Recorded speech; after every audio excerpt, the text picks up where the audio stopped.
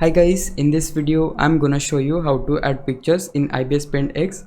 So this is very easy. First of all, you just need to open your ibisPaint, and let's say you just want to open one picture. So in that case, you just need to come up to home page and just click on my gallery.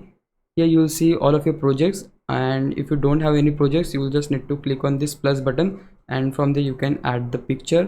I'll just go with import picture here, and the picture I want to use for this video is this one. I'll just double click on it, then just choose original or recommended one. I'll just go with original, and on this window you can just cancel it.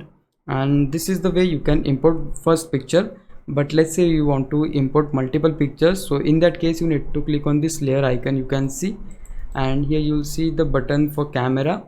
And as you click on camera button, ibisPaint X allow you to import the picture you want. I want to import this picture this time, so I'll just double click on it, and the picture will be inserted here.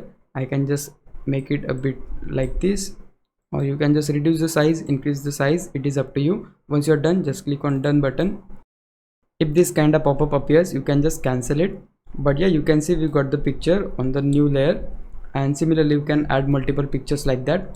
Just click on the camera button, choose the picture you want to add. This time we go with this picture, so just select the picture, click on open, and you can just increase the size, decrease the size, however you like.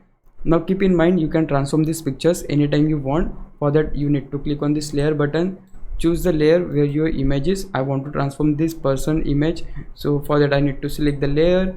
Here you will see this button, click on that, and you will again get these transform buttons. So by using this, you can just resize the image and just click on this tick button again. And yeah, that's how you can add pictures in ibisPaint X. If you found this video helpful, please leave a like, consider subscribing to my YouTube channel. I'll meet you in the next one. Bye bye.